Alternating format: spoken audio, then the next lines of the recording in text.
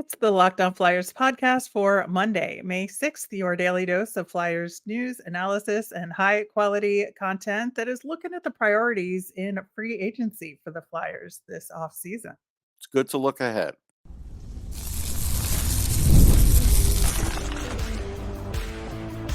You're Locked On Flyers, your daily podcast on the Philadelphia Flyers, part of the Locked On Podcast Network, your team every day. Hey there, and thanks for making Locked On Flyers your first listen every day. I am Rachel Donner. You can find me on Twitter at rmiriam. I'm here as always with Russ Cohen, who's on all your favorite social media apps at Sportsology. We are at Locked On Flyers on Twitter, Instagram, Threads, and Blue Sky as well. Game off, we got to talk more about Monopoly Go. This fast-paced game lets you team up with friends for tournaments to unlock awesome prizes like stickers for trading, cool playing pieces, and hilarious emojis for taunting your friends. So download Monopoly Go, now free on Google Play or the App Store. Game on. You can find us over on YouTube. We're on the SiriusXM app or anywhere you listen to podcasts. Subscribe to get our latest episode as soon as it's available here on the Locked On Podcast Network, your team every day. Russ, before we get into some free agency talk, got to talk about those Lehigh Valley Phantoms in round two of the Calder Cup playoffs. Currently down 0-2 in a 5-game series to Hershey. We talked a little bit about game one last week where they lost 2-1. Game two was not great. Lost 5-1 on Saturday. And, we talked a lot on last week's recap of game one about, they've been doing this 11-7 thing. Maybe they should switch it up. Maybe they should put Massimo Rizzo in. Did neither of those things. 11-7 again. Yeah, the 11-7's not working. Let's be honest. I get it. You've gotten a few games now where you can see it. Switch it back. Don't keep doing this because you're just going to lose. You're just going to get swept. It really seems that way. Yeah, I mean, this time Zaid Wisdom got in instead of Evan Poli, but didn't make much of a difference there. Samu Tuomala is, of course, still hurt, but the interesting thing was Elliot Denoye being out of the lineup.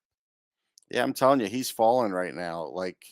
Next year, this summer, he better really have the summer of his life, or his career at the Flyers is on life support. The other thing is, I saw some things that were a little alarming. Some foot speed issues, like on the empty net goal, some backs to the players rather, for the defenseman when Hershey's down low. You should never have your back to the players. I mean, I just don't get that. And it just seemed like Hershey, when they got down low, like all the Flyers were doing was going down low and the Phantoms trying to block shots. It's like, when you're that close to the net, blocking shots isn't what you need to do. What you need to do is stand up the player and use your stick and get the puck out of there. You can't block shots close to the net. Yeah, that's what was so interesting to me about this game, was because they did, on the numbers, have a good defensive game, right? They held Hershey to 16 shots on goal in this game, which for Hershey, that's nothing. But they relied too heavily on those block shots. No to your doubt. point. It's a bad strategy. And so with that level of skill, when the Bears were going to break through, they did and were able to score. So that was like a huge aspect of it, despite the fact, again, the Phantoms had 31 shots on goal, Hershey 16. They lose the game 5-1. And it wasn't a goalie issue. The game was not a goalie issue.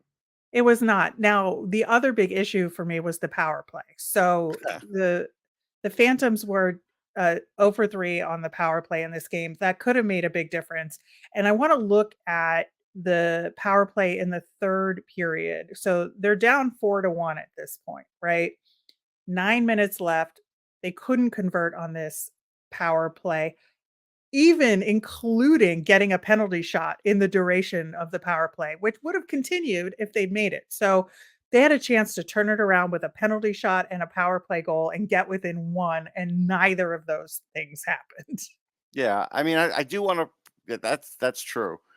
I also want to point out that Hunter Shepard is, at the height of his game right now. He stopped that Brink penalty shot. But my point about Felix Sandstrom is he's younger than a Hunter Shepherd, and he could still reach those heights. Yeah, well, they've decided to go with Cal Peterson. And they just won't use him. Kolosov And is the I know backup. it's just like Sandstrom has just been pushed aside, and I'm going to continue to say I don't like it. I also don't like the fact that they really don't have a backup to bring in, because if they don't feel like, if Kolosov was there just to get his one game to kind of get his feet wet, well then you're basically, you now put the whole playoffs on Peterson, which wasn't a great move either, but they made it the only move they had, which I don't agree with. Which is similar to what the Flyers did at the end of the season Right. with All of this basically, is similar. yeah, with just having Sam Ersson, and Fedotov is there just to sit on the bench and Right. learn. Yeah, you have to Which, admit the strategy is not, it's not great if you want to actually keep yeah, moving on in the playoffs. Like that's my issue here. These games are fine for young players. I don't see much development that's going to go on from them, though, to be honest, because there's just not a lot of great coming out of it. If you want to take the Hunter McDonald goal, fine, maybe that helps him. But I just, these guys get graded differently than the Flyers. From me, and the reason mhm. is because you are the best of the Flyers prospects, save a Mitchkov or guys who are maybe in college, right? But this is it. And so you are expected to do better than this. Making the playoffs was the bare minimum. They made it. That's great. If you don't win a game in the next round, it's not a complete failure, but it's close.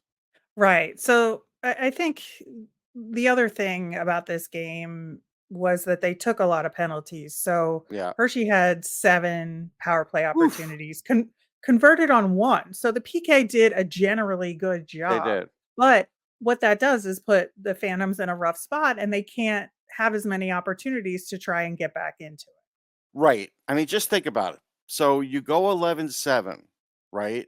And then you're on the PK all the time. Well, it's like then your forwards, the only ice time they're getting is on the PK for big chunks of that game. Yeah, certain forwards for sure. Certain forwards, yeah. It's just it doesn't make sense. Right. You mentioned Hunter McDonald scoring. That was the one goal for the Phantoms in this game, his first pro goal. So congratulations to him. I guess, Yes. it must be bittersweet to Yeah, get you your feel first bad. goal It's gonna be hard to in, celebrate that one. Maybe yeah, over the in summer. those circumstances.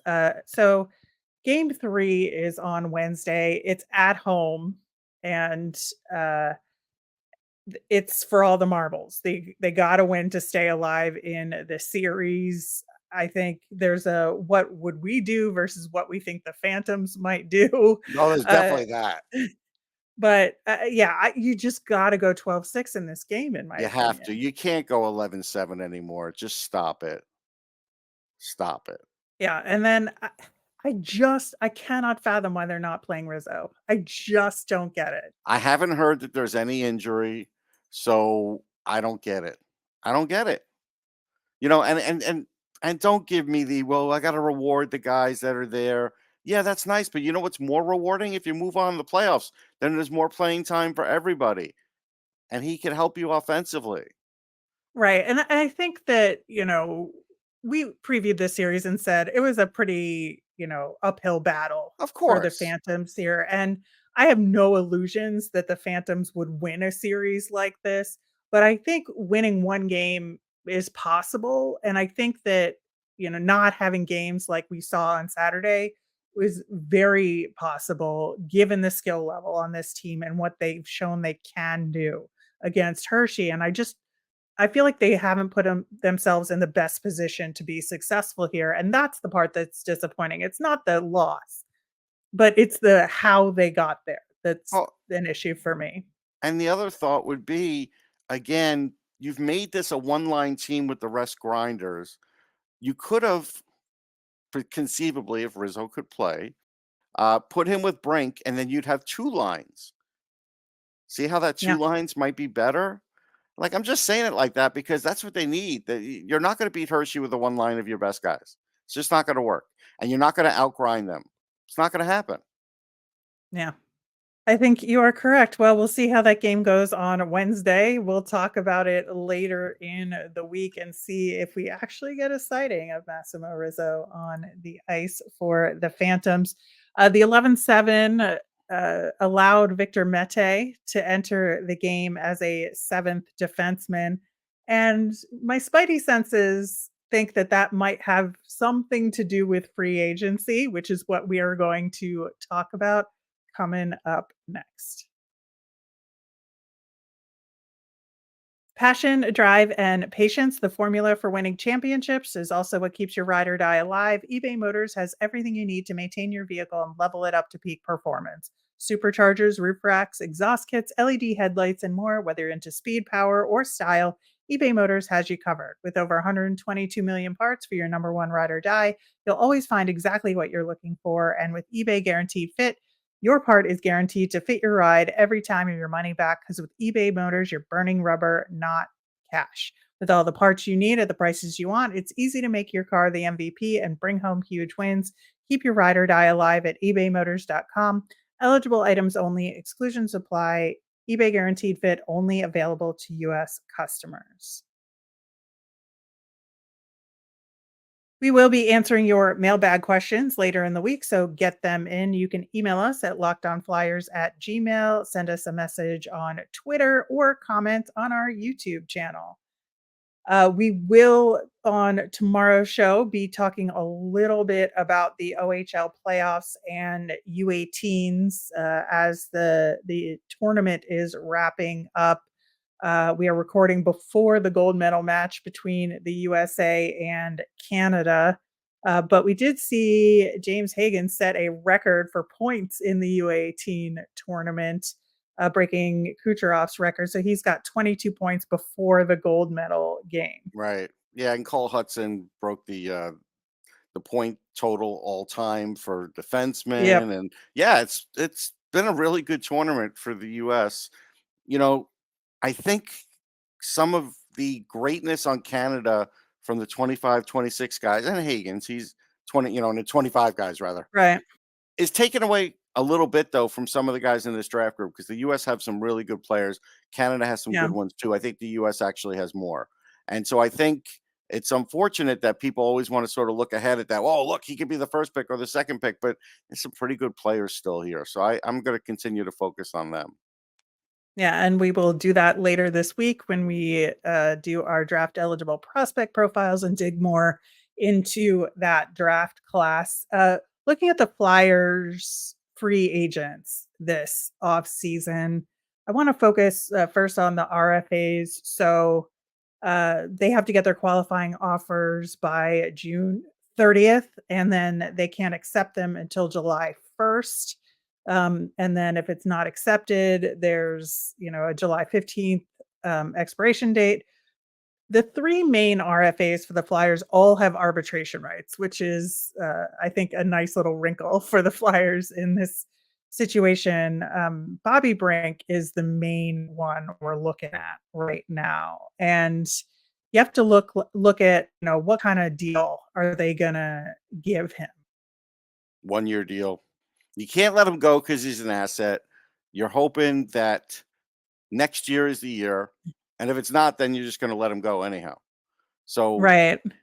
1 year minimum kind of deal. That's it. Yeah, I feel like he's gonna get the Morgan Frost treatment for sure.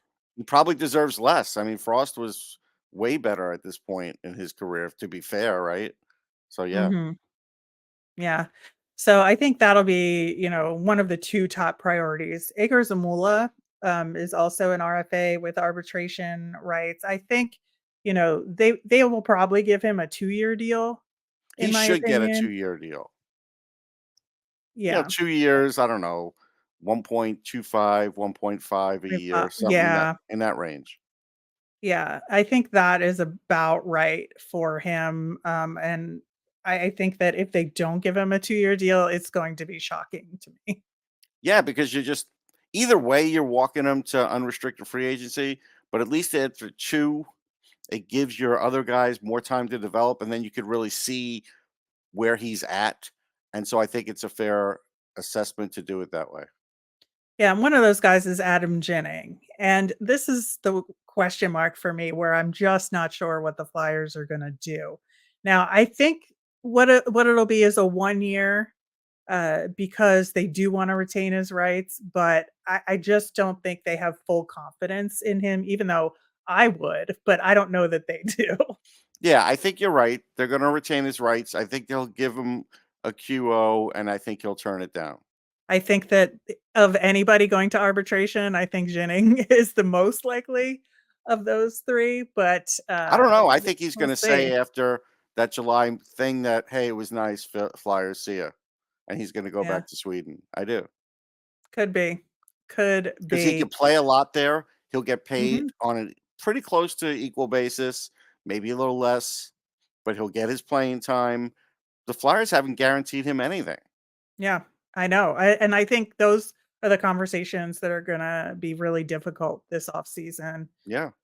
behind the scenes. Now, they're not gonna give a qualifying offer to Mason Millman or No, Wills Molek. no. Um, so I don't think we have to get into that, but I do think that it is a very focused RFA year, for the Flyers, again, with, really no forwards on expiring contracts, to speak of, and it's really just Bobby Brink, and then looking at the blue line side of things. So, Right. looking at the UFAs, also not a really significant group of guys here either. So, we've already known for sure that Guryanov is not returning, Johnson is not returning, We or know they're sorry, not Mark. going to sign. Yeah, Yeah. we know they're not gonna sign Mark Stahl, so that's, No, like, the easy peasy part of it.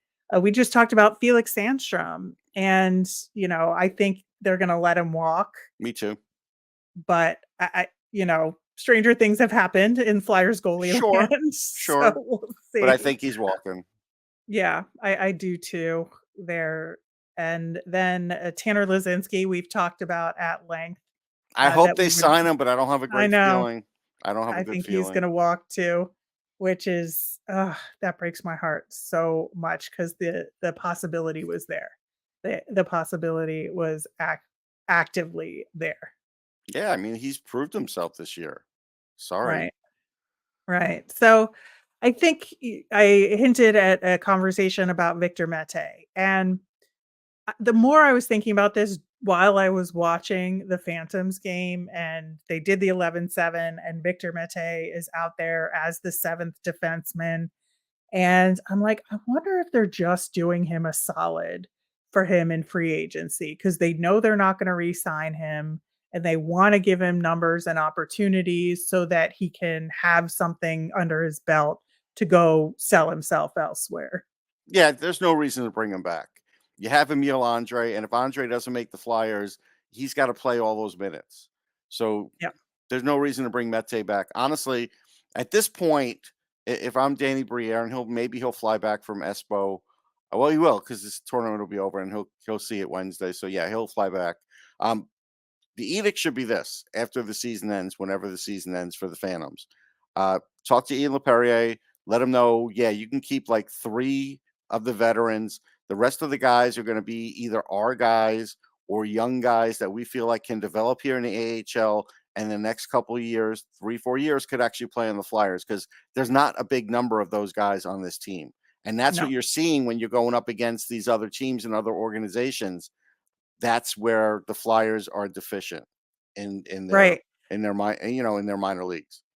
Yeah, and you look at the top guys on Hershey, they're all, like, borderline guys, all of them, Right. or prospects, who are also borderline guys at the moment because 'cause they're not developed yet. But, like, you have a guy like Henrix Lapierre on Hershey for most of the time who can jump up to the Caps when they need him, but is primarily an AHL guy, and he dominates. Yeah, That's well, the he's kind gonna of be an NHLer though. He will be next year. Yeah. And Yeah, I think Miroshnichenko will so. be too. Yeah. Yeah, Miroshnichenko is a whole other story, Yeah, in my he's just opinion. hasn't had enough playing time, but he'll be an Right. NHLer. You can see it. That Right. that one pass play on his was just super I smooth. know. I know. So that's the difference between these 2 teams and why the Bears have been successful is because they've successfully integrated prospects and career AHLers and created a dominant team. I think, the Wolves in Chicago who just re-entered Whatever they the did with with Carolina, who Carolina. finally got Yeah, an AHL franchise again. They went a whole year without it, which I is know. dumb, really Yeah. dumb. Well, I think the Wolves and Carolina realized how dumb it all was and Yeah, figured it out. But like the Wolves have been that team as well. right. And so I think that's the kind of model you got to look at is these two teams for how you want to set up the Phantoms. Yeah, no question. I mean, and they're not there. You can see Yeah. they're not there. They're not a real Calder Cup threat. They're similar to what the Flyers are, and just in the AHL model. They're a little bit ahead because yeah, they've got a few ex-NHLers, but they they have maybe three guys that John Tortorella has any time for. And out of a whole team, that's not enough. Right. And so, circling back to RFAs and UFAs, that's why you have to be really judicious about who you resign at Yes. that level in order to create that kind of development environment at the Right. AHL I mean, level. that's I mean, again, those players should be aspiring to make the Flyers. Um, I don't know if this organization has that feeling because if you played a whole season, Tanner Lisinski didn't get called up. Adder didn't get called up until the very last month. Like it's just, it can't feel great to know that, and for a guy like Mete, he's never going to get called up to the Flyers. So yeah, he probably wants to try it somewhere else. Yeah. Belpedio got his chance before this year. He wasn't going to get. Oh, I think he was up for He a was couple up games for for like two yeah. games, yeah, early in the year. But that's it. So like these guys are seeing that there's very limited chances, even though the Flyers are not like a Stanley Cup team. So you have to they have to make it more accessible for these guys to actually make the Flyers. If they don't, that could hinder development at some point. Yeah.